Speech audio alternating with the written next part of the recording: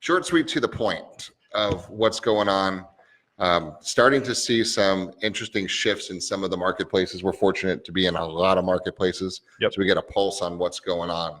So today, we're going to bring some value to whether you're on the seller side of the world or the buyer side of the world. And we're going to pretend the market is shifted already. In some neighborhoods it has, in some neighborhoods it hasn't. Now, what do I mean by that? Traditionally, right now, if you look at the overarching real estate market nationwide, it's still a quote unquote seller's market. And a seller's market means anything less than 6 months is a time to sell. Of supply. Right? Of supply. 6 months supply of homes is considered a healthy market. Yes. When you have fewer than a 6 month supply, it's a seller's market. You have more than a 6 month supply, it's typically a buyer's market. Yes. So even though we are in most markets still in a seller's market, less than 6 months supply, we're starting to see pockets that it is shifted already into buyer side. So what does this mean for you? If you're thinking about selling and you wait too much longer, you're going to find yourself in a buyer's market. Now, this is not a cause for disruption or concern or panic or anything. The market is what the market is, and none of them are bad. It's just what the market is. Yes. Right. So let's talk about that for a second. So if you're a seller and if you were to sell right now, there's less competition on the market. So simple supply and demand kicks in. Right. Yes. And supply of homes is low and demand for buyers is high. You get quicker sales and typically some higher price pressure, right? The prices kind of go up in a quote unquote seller's market. So that's what we're seeing here. When you hit the market and you price it well, not low, well, you get it sold really quickly and to maximize what you want to do, right? So as the market shifts, you're going to see supply and demand curves switch a little bit. So what are we going to advise our sellers to do then? And I want you as a seller or a soon to be seller to adapt these strategies now, so you are smoking the competition when it comes time to get on the market in a seller's market, and you're prepared when it becomes a buyer's market. So what are some things that we can do? So let's talk about those one by one. Let's understand that buyers buy with emotions and they justify with logic, and they're naturally skeptical on everything that they're looking at because their concern is, ooh, fresh paint on the ceiling. That must mean there's a roof leak and they covered it up. Not true. It just means they might have touched up their paint, right? But they go in skeptically. So how do we position a home that to sell, that to make it look like the best property on the market? So emotionally, if Mike's walking in and he and his wife Courtney walk in with the kids and they walk into your home as a seller, my job as your agent / brokerage is to make sure that when Mike comes into that house, emotionally they fall in love with it, because I'm going to know how to sell. Now, and additionally, I'm going to know how to work this situation and understand him as a buyer. Is he a high D personality, an I, an S, or a C? Is he visually oriented, auditorily, or kinesthetic? I'm going to know how to read both people and understand how to present the home properly. But that's a whole different topic for another time. But let's talk about the emotions, because when they walk in, I want to make sure you as a seller are in the best light possible that you can. So what do I mean by that? We do something called certified pre-loved homes, which is just what we call it. And it's designed for one thing: total transparency and total trust and total comfort, right? So if Mike and Courtney walk into your listing and I'm representing you, I'm going to, before we even hit the market, I'm going to say, seller, here's what we're going to do. When the buyers walk in, they're going to be skeptical. So we're going to take away any question mark or concern they have. So I fully recommend that we go get an inspection done right now. What's that's going to do? Find out anything that's wrong. I don't care what house you live in. Every one of us, my house, your neighbor's house, every one of our houses has stuff that's wrong, right? There's an outlet that's not working. There's a switch that isn't working. There's some soffits that are dented. There's baseboards that are missing. There's a lock that's not doing. The hot water's switched over. Polarity is wrong on a plug. It's called life. It's not bad. But how cool is it when Mike and Courtney walk in and I say, look, guys, the sellers, we went to the lengths to make sure that you are totally comfortable with this home. Here's a home inspection we did. Here are the things that we found that needed to be addressed. Here's the re-inspection report. And as you can notice here, every one of these items has been fixed. Right? In addition, we also did a preliminary title search, so you can see there's no liens or clouds on the title. It's very clean to go. Here's a copy of our survey, the last title policy, and here's a copy of a home warranty we're going to provide to you guys too. So for the first year, anything goes wrong, you're absolutely covered.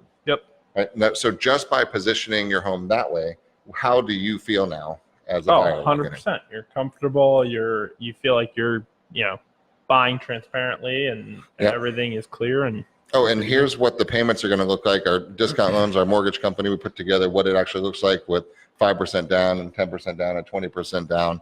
Here are the insurance quotes, what you're going to see when the house comes on there. So you're going to know that your total monthly payments are going to be, and you're going to be able to say, honey, we can afford this, not, and you don't even have to have that discussion with me. Yep. Right. So that's what it's going to require in the shifted market.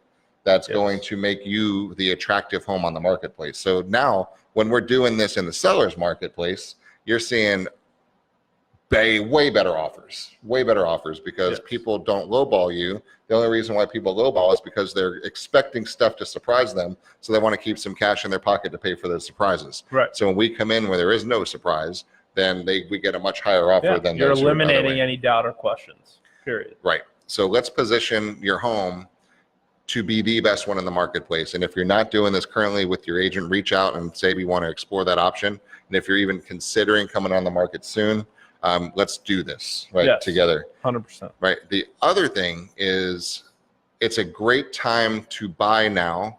Now, if you're a buyer, right, what's going on? Let's just level this out, because I think this is, I'm dealing with this slightly from a personal perspective because my mother-in-law is about to be in the market. Okay. Yeah. So talking with her, it became very clear that she has read headlines that the market was shifting and, is it the right time to sell their house and should they be buying? Should you wait till spring? What is happening? Yeah, but I should wait, right? Because when's the best time to sell my house? And what about this? And what not about over this? the holidays, right? And so I think the punchline of this is, if it is a second property that you bought 15 years ago that you've got a ton of equity in, obviously it might be financially advantageous to sell in a seller's market because you're going to get more and you don't need anything else, which means you're cashing out and putting that cash in your pocket. There's upside there. Let's make sure, let's hit the punchline on that one too.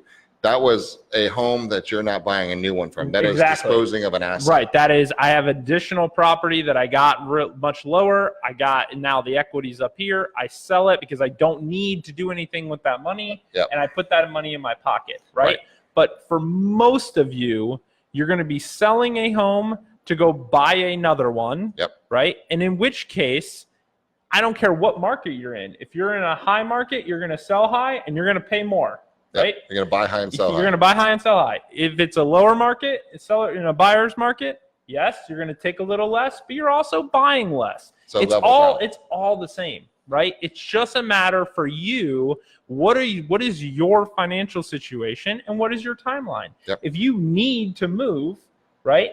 Now we have to take all the, what's it going to be in 6 months? What was it, 5? It doesn't matter. Nope. All that matters now is what is it right now and how do we maximize which side you're on right this second in this particular market? Because there's a lot of other sub factors. Is there a lot of new builds going on? Because if your home's 15 years old and you're competing against all new builds, that affects the pricing. When are those new builds going to be complete, right? Because you might be in an up market in 6 months from now or a year from now, but that's also when that brand new development's going to be launching, in which case you're now competing against them still. So you might be better off selling now at a little lower than what you would be doing because you're going to sit longer competing against those new builds. Like, there's all sorts of things in the sub-markets that you guys have to be thinking about and considering.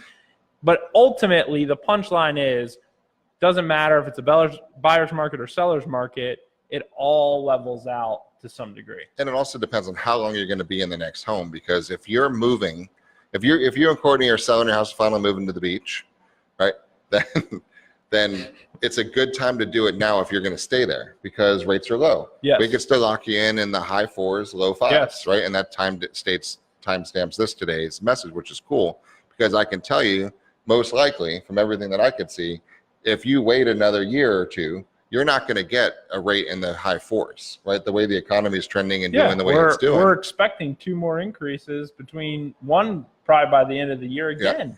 And that's what Fed funds mortgages typically follow. Right. So what we're going to see is if you're going to be moving, a couple $100 payment increase over a 30-year mortgage is substantial. Yes. Right. So that's the benefit to doing something now. So you could cash out of your home and move into another one. Price points are level, like to your point, it's either high, low, low. You're never going to be able to time it so you sell high and buy low. That just doesn't work. But right? that to that point, that those other factors matter, because let's say, do we believe, from a brokerage perspective, do you believe that in 6 months from now, we'll be in a much more of a buyer's market than we are right now? Yes. Yes, I do too. Yes. Okay, so let's all assume that we all believe that 6 months from now we'll be in a buyer's market. So if I'm a buyer, in my head, instantly, I'm thinking, okay, well, if I wait a few months, then I'll be in a buyer's market, and that's better for me. Is it? Right? Because now, to your point, 6 months from now, I fully believe that the interest rate will also be higher. Okay, so if that holds true, while yes, the market has shifted more towards your favor, the interest rate has gone up, which means you're paying more or buying a smaller house when you do buy. Because it all levels out. Because buyers don't buy price, they buy payments. Right. Right. And this is an important issue that nobody says, oh, that's $589. I want that one because it's $549. If they came to you and said that house is $2 million, but it's only $1,500 a month, right, you'd be all over it, right? But you don't care. The price doesn't matter. It matters, can you afford the monthly mortgage? Right. So that's going to adjust. So what I know, this is kind of informed confusion, to borrow one of Dad's terms on that one.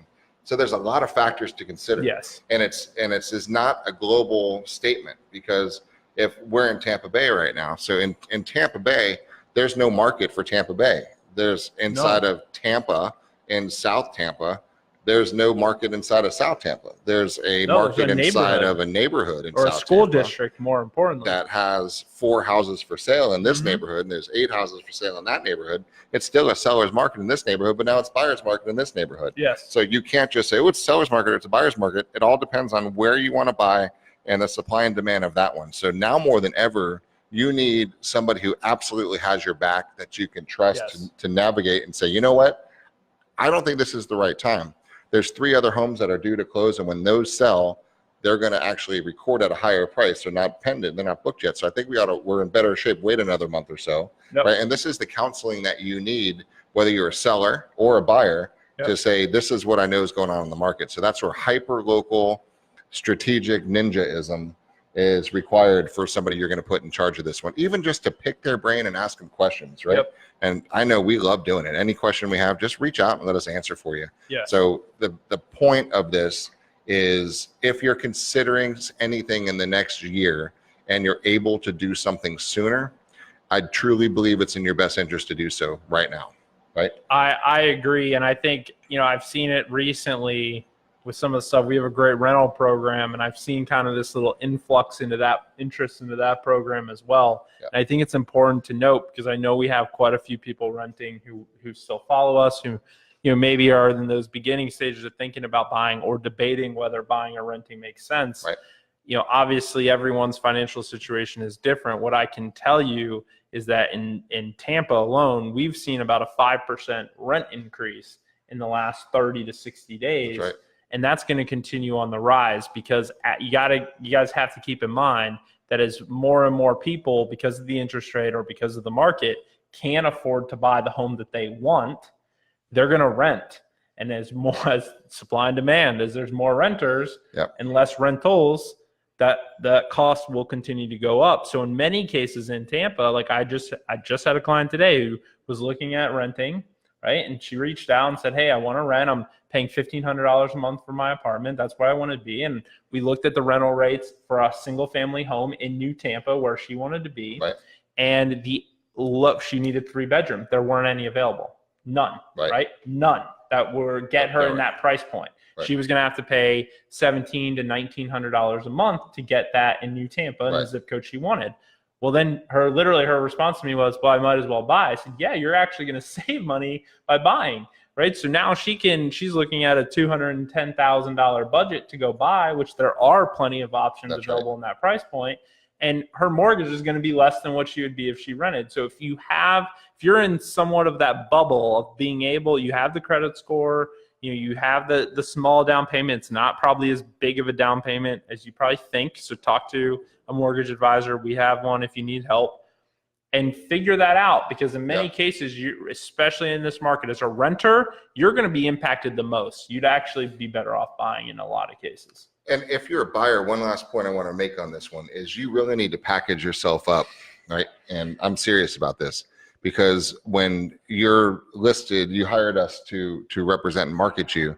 and a buyer comes into us, I mean, we, especially with single agency involved, we shake them upside down and thoroughly gut them to make sure that they're not wasting our time and wasting our sellers' time. So if you're a buyer, to be prepared for the gutting, if you will. Yes. Right. What do I mean by that? I mean, show up with a solid pre-approval, not a pre-qual letter, right? So, because if you come to me with an offer on one of our listings, right, and we're representing our clients as a single agent, I'm going to say, okay, so your pre-approval letters with Joe Smith over at Aardvark Mortgage Company. I'm calling Joe Smith and I'm saying, tell me about the Bob and Susie Smith. When did they apply? Have you got their application? Did they pay their application fee? Have you pulled your credit? Have you seen their pay stubs? Where are their tax returns? How do you feel about the quality of this loan? If I don't get the right answer, you're not going to be advised to sign this offer, right? So if you're going to be a buyer in this marketplace, you should make sure your agent is telling you to be really packaged up well, meaning here's my letter, here's my pre-approval, here's my story, here's why I want this house, here's how I'm ready to go, here's my great offer, here's my escrow, here's everything I need, here's my fewer contingencies, here's everything I need. So when you're looking at my offer, Mr. Seller, take it, right? Because when you decide you want to buy a home, you got one shot. Because we said earlier, people buy with emotions and justify with logic. Sellers buy buyers, right? And they buy buyers based upon the only thing most of the time they see is a piece of paper. And if you can't position yourself as buyable, even from an emotional standpoint, if you give me $100 deposit on my $400,000 house, you're looking like a joke, right? You're coming in with $40,000 down on that one. Now you're emotionally, I like you, right? Because you're showing me that you're serious. So get somebody to totally have your back and make sure that you are very well presented as a seller when you're hitting the market. And if you're a buyer, make sure you're extremely well packaged so you're able to be bought by the seller, right?